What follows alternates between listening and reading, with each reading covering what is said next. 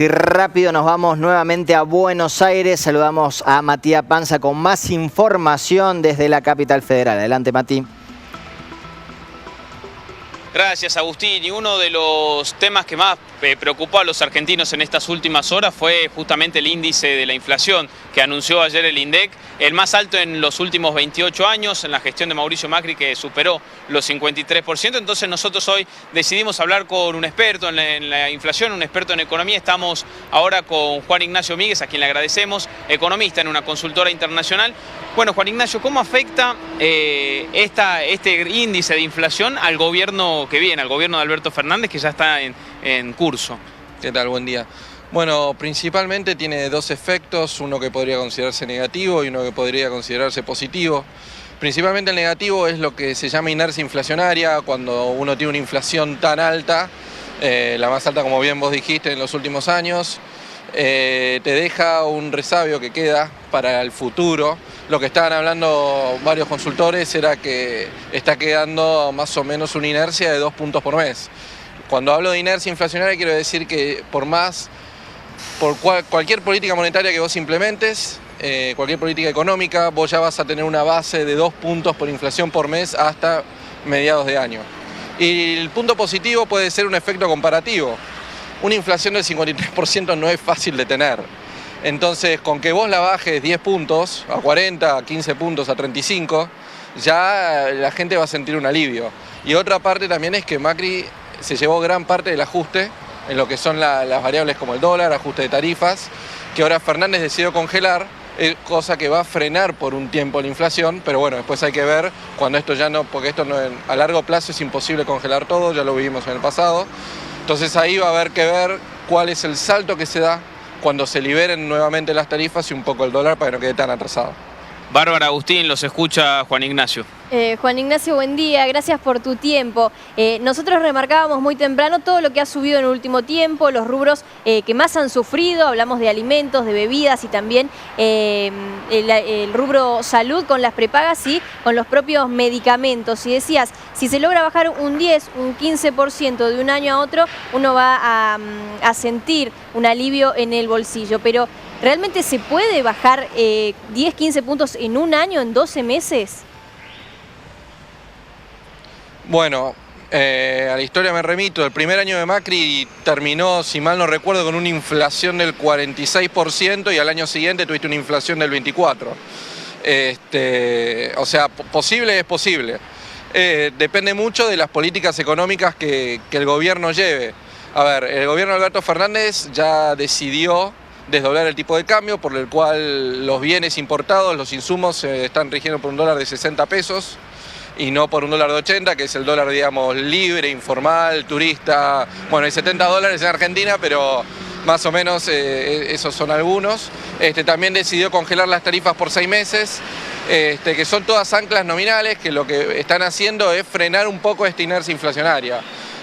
También sí, a ver, el mayor impacto que pudo haber sentido la gente en los últimos años es en alimentos y tarifas, obviamente. Tal cual lo veíamos. Decías, Macri pudo bajar, hay que tener en cuenta también que cuando bajó en el año 2017 teníamos elecciones, ¿no? Elecciones legislativas que me parece que influyen mucho, ¿no? También en los datos de inflación y de la economía del país. Sí, a ver, el tema de la inflación en Argentina no es un tema fácil porque no es un país común, digamos. A ver, los países todos tienen moneda, la gente piensa en moneda local. Acá en Argentina la mayor parte de la población, por la historia inflacionaria que tenemos, piensa en dólares. Entonces cuando se aplican políticas monetarias contractivas, como fue el último tiempo del gobierno de Macri, que decidió no hacer crecer la base monetaria, que a ver, básicamente el consenso mundial es que la inflación es un fenómeno monetario. Lo que pasa es que en Argentina, al tener devaluaciones constantemente, como los precios en realidad están denominados en dólares, convertidos a un tipo de cambio implícito, se complica, porque si vos tenés una devaluación, por más que la política monetaria sea contractiva, el salto lo pegan igual los precios. Esto se puede ver en el último año de Sandleri. Sandleri se asumió en septiembre del 18 con el nuevo acuerdo del fondo. Él decidió frenar la base monetaria, cosa que no había hecho Sturzenegger, que emitía. Entonces, vos al frenar la base monetaria, lo que estás haciendo es frenar esa inercia que crea la emisión. Entonces, si vos veías los índices de inflación, antes de las elecciones la inflación mayorista, que anticipa perfectamente lo que va a pasar en la inflación minorista, que es la que informa el INDEC, antes de las elecciones fue un 0%. Y la inflación de agosto, medida por el INDEC, de julio, perdón, fue de un 2%. Vinieron las elecciones, devaluación del peso de 46 a 60, saltó de vuelta el tipo de cambio. O sea, es un fenómeno que hay que atacar desde varios lugares. Juan Ignacio, ¿recordás cuál era la inflación con la cual se encontró Macri en el inicio de su proceso, de su gobierno? Sí, la inflación del 2015, si mal no recuerdo, fue de alrededor del 25%.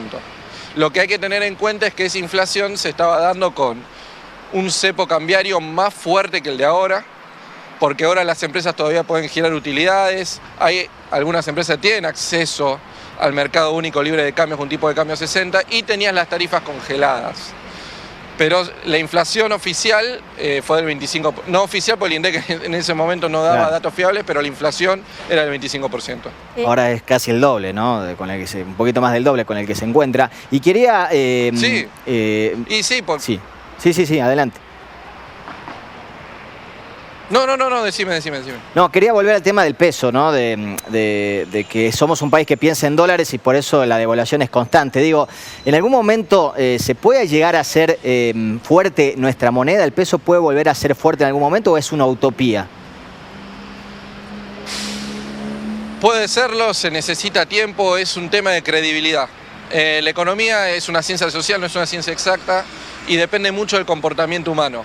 Detrás de todo esto hay un gran tema que es el déficit fiscal, que es lo que genera en gran parte la inflación, porque para cubrir ese déficit fiscal los gobiernos emiten. Mientras existe un déficit fiscal, que es lo que ahora se está achicando, lamentablemente vamos a tener inflación porque es la única manera, como no tenemos acceso al crédito, porque el gobierno de Macri agotó el acceso al crédito y al gobierno de Fernández todavía los mercados no le creen mucho. Todavía se necesita emitir para cubrir el déficit y mientras haya emisión, lamentablemente vamos a seguir teniendo inflación. Juan Ignacio, ¿está bien la decisión de alguna manera elegir no pagarle a los argentinos, pero sí cumplir con el Fondo Monetario Internacional y con las fechas que se están por vencer?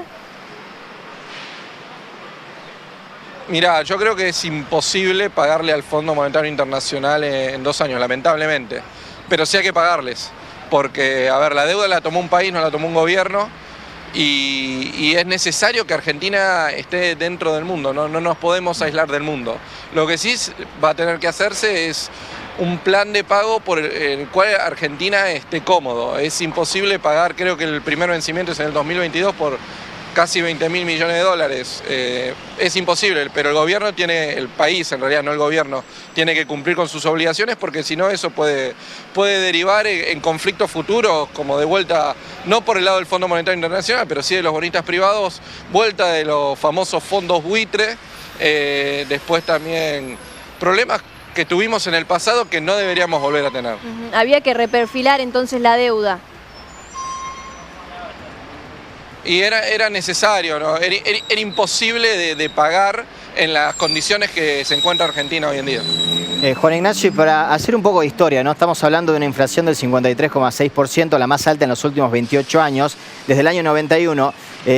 Contanos un poco cuál fue la inflación en aquel 91 y cuál fue la más alta que se registra o que vos tenés conocimiento en la historia argentina, como para comparar un poco también las épocas. Mira, exactamente la del 91 no me acuerdo, sí que estábamos en un proceso de hiperinflación.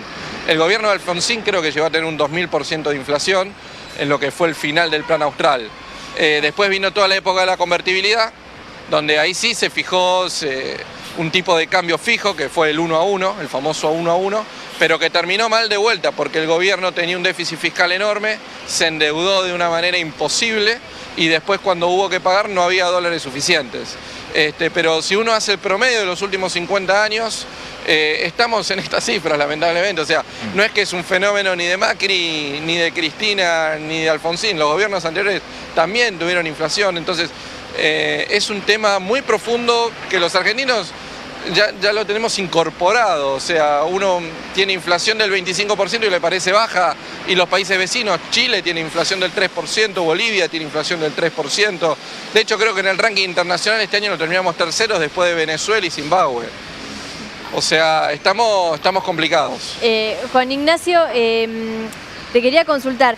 Un mes, ya casi 35 días de que Alberto Fernández asumió como el presidente de la República Argentina. ¿Qué opinas de todas las medidas que se han anunciado hasta el momento? Y son medidas esperables de su gobierno. A ver, él lo que tiene que lograr es cerrar el déficit fiscal.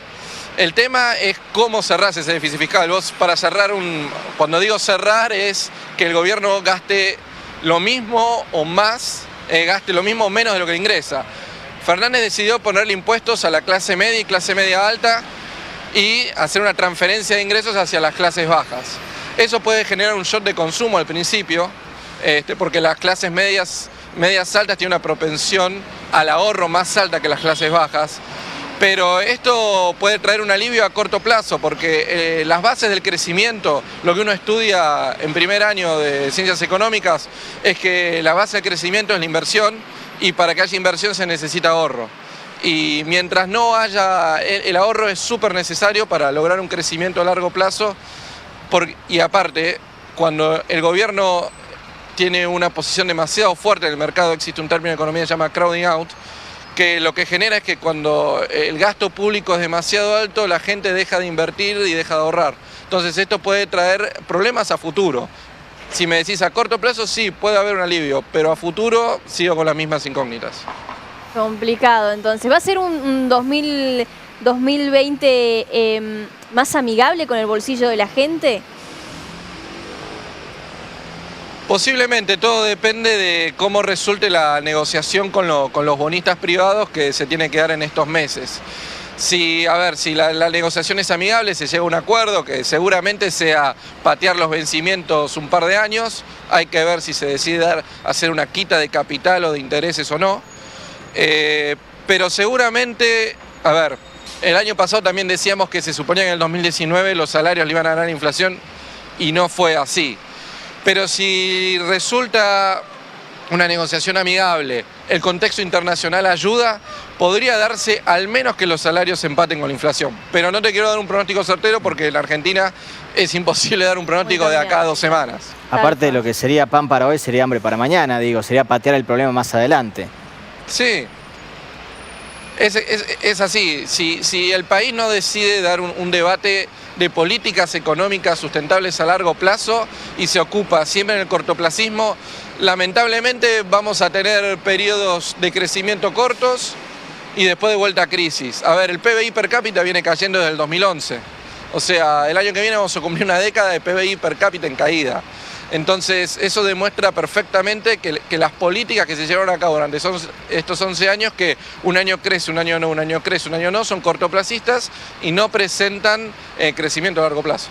Te agradecemos, Juan Ignacio, como siempre, tu presencia en nuestro móvil. Seguramente con el correr de la semana, los meses y las decisiones que tome el gobierno nacional, vamos a seguir dialogando con vos. Que tengas un lindo día. Muchas gracias, hasta luego. Gracias, Matías, nos encontramos.